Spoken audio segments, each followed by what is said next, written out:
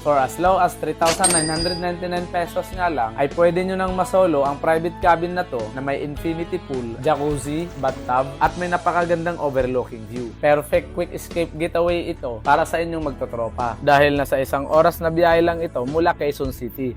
At masasabi kong sulit at worth it ang magiging stay nyo dito. Dahil sa ganda ng cabin na to, naka fully air condition, may video okay, napakaganda at napakalinis ng kitchen, napakaganda ng mga furnitures at indoor decorations, kaya ang aliwalas tingnan. Tara dito sa A Cabins View by Tristan na matatagpuan sa Mount Baco Street, Amityville Subdivision, San Jose, Rodriguez, Rizal. Ang the best pa dito ay commuters friendly ito mga adventures. Dahil isang sakay lang ito mula Litex Commonwealth. Sumakay lang kayo ng jeep papuntang Montalban na may signboard na San Isidro or Kasiglahan or pwede ring Erap City. Tapos bumaba sa may 7-Eleven Tagumpay. At mula dito ay 2 to 3 minutes walk na lang ito papunta sa resort. Or pwede rin kayong sumakay ng tricycle. Kung naka-private car naman kayo, ipin nyo lang sa Waze or Google Map, Cabins View by Tristan. At dito na kayo mismo dadalhin yan sa mismong tapat ng resort. Safe ang parking nyo dito dahil nasa loob mismo ang kanilang parking area. At maglalakad lang kayo ng kaunti ay bubungad kagad sa inyo ang kanilang jacuzzi at infinity pool. Nakaharap to sa silangan kaya ang ganda dito sa umaga. Sobrang relaxing panoorin ang pagsikat ng araw mula sa likod ng kabundukan ng Sierra Madre Mountain. Dito nga pala kami nag-stay sa Cabin Dua na may 3 palapag. Ito yung sa right side. At ang nasa kaliwa naman, ito yung Cabin Saro. Ang rate nila dito na 3,999 pesos ay good for 4 packs na may 2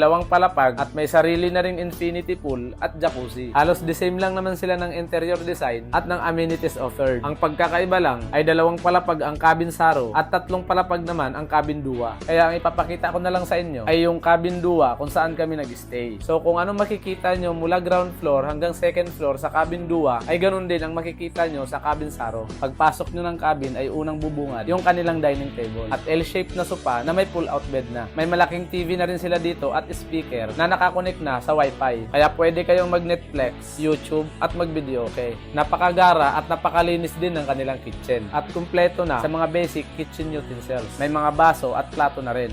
Ref, microwave, rice cooker, electric kettle, gas range, water dispenser na may free ng 1 gallon of mineral water. At may griller na rin sa labas. At may fire extinguisher pa in case of emergency. May CR na rin dito sa ground floor na mayroon ng shower at dryer. At provided na nila ang hand soap. At akyat naman tayo sa 2nd floor mga idol. Dito naman ay may 2 queen size bed. At may ganito kagandang view na matatanaw mula sa bed. Sobrang relaxing talaga ng resort na to. Dahil kung ganito ba naman kaganda ang makikita mo pagising mo sa umaga. At ang isa pa nga sa naging paborito kong spot dito ay itong kanilang coffee table dito sa 2nd floor. May shower room na din dito sa 2nd floor na may bathtub pa. O diba panalo talaga mga idol. At dito naman sa 3rd floor ay may 2 extra double bed. At kung maganda na ang view sa 2nd floor ay mas maganda dito sa 3rd floor mga ka-adventures. Ang rate nito mga idol ay 4,999 pesos every weekdays at 5,799 pesos naman every weekend. Good for 6 packs. Makakapag-stay na kayo dito from 9 a.m. to 6 p.m. or yung tinatawag nilang day swim. At kaya nitong mag-accommodate ng up to 12 packs. Mag-add lang kayo ng 290 per head in excess of 6 packs. At kung marami naman kayo, ay pwede nyong rentahan itong 2 cabin. Tatanggalin lang nila ang divider sa gitna. At perfect din to kung gusto mong isurprise